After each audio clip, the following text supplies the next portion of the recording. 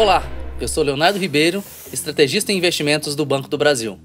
Encerrada mais uma reunião do Copom e eu volto com o nosso economista-chefe, Ronaldo Távora, para discutir os principais pontos da reunião e como eles impactam os seus investimentos. Boa noite, Ronaldo. Tudo bem? Ô, Léo, boa noite. Tudo bem? Mais uma vez é um prazer participar dessa conversa e trazer informações importantes para nossos investidores.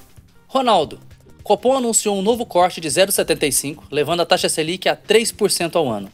Comenta pra gente um pouquinho sobre o cenário atual e o que motivou essa decisão.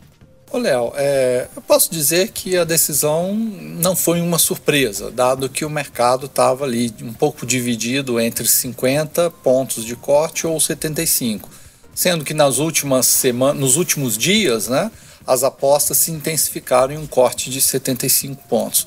Em relação aos elementos que levaram o Copom a reduzir a Selic em 75 pontos, como não poderia ser diferente, ele realçou bastante a sua preocupação com os efeitos do coronavírus sobre a atividade econômica, em que pese os grandes estímulos, tanto fiscais como monetários, que têm sido aplicados na economia, tanto no Brasil como lá fora, E ele trouxe um ponto de alerta, eu acho que é importante a gente discutir isso com os nossos investidores, que os dados que estão sendo divulgados da economia nos últimos dias, eles são dados que refletem ainda parcialmente os efeitos do coronavírus sobre a atividade econômica, porque a maioria dos dados acabam sendo referente a março ainda.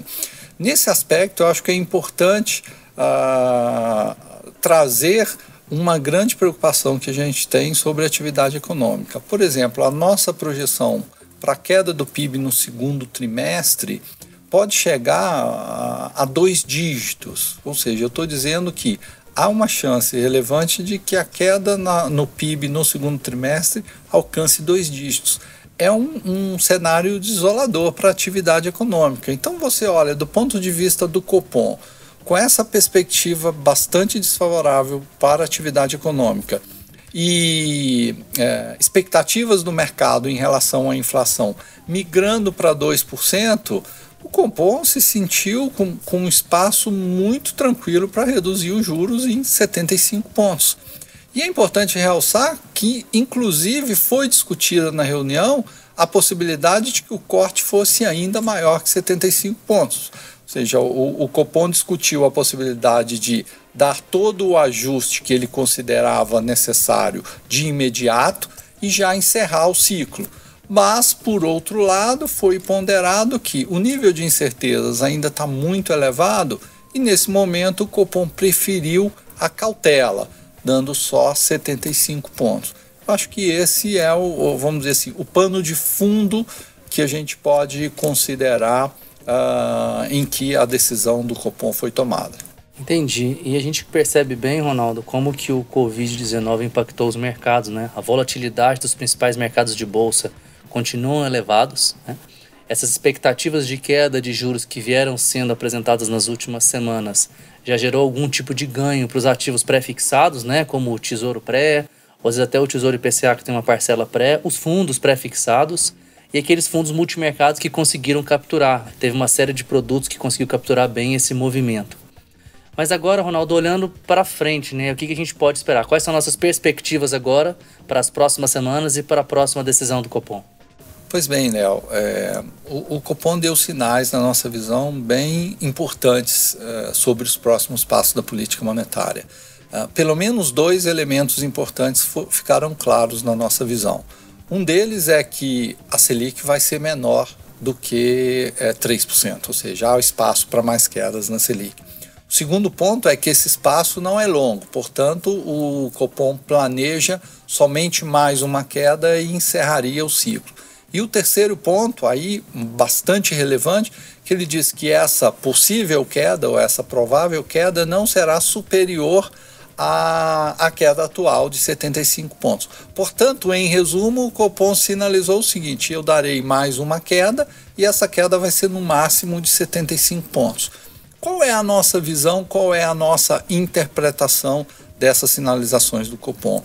Na medida em que o Copom disse que as possibilidades de quedas mais à frente ou a magnitude dessas quedas limitadas a 75 pontos estariam condicionadas à conjuntura econômica e alguma reversão das incertezas no campo fiscal, a gente está imaginando que ou a nossa aposta majoritária, que até junho as incertezas no campo fiscal pouco refluirão. Portanto, nós estamos inicialmente sugerindo ou sinalizando um cenário de queda, de uma nova queda de 50 pontos, o que traria a Selic a 2,5, o que é um patamar histórico para o nosso país. Eu diria que nesse momento, caso a gente tenha um arrefecimento dessas incertezas no campo fiscal, aí sim aumentam as chances de que tenhamos uma nova queda de 75 e a Selic encerrando o ano em 2,25. Então eu diria que a maior chance hoje é esse intervalo entre 2,5 e 2,25. Então, expectativa de juros segue em baixa, né? O que traz aí uma nova perspectiva para o investidor.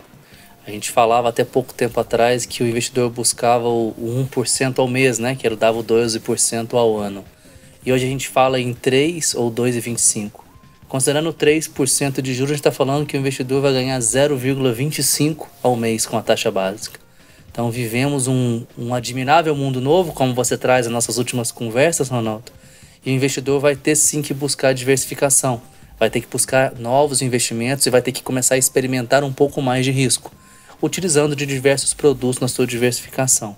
Então, com esse cenário, a gente continua com uma expectativa positiva para os ativos pré-fixados. Temos que acompanhar como que os mercados reagirão nos próximos dias para avaliar o melhor momento de entrada e de saída de investimentos e de continuar contando com os especialistas de investimento do Banco do Brasil, com os gerentes de relacionamento e toda a equipe que está aqui pronta para poder ajudar a todos. Ronaldo, muito obrigado pela oportunidade dessa conversa e a gente segue se falando. Ok, Léo. Até uma próxima oportunidade. Um abraço a todos. Ficamos por aqui. E lembrando, você também pode nos acompanhar no Investimento em Foco, nossa playlist de podcasts no YouTube. Tchau!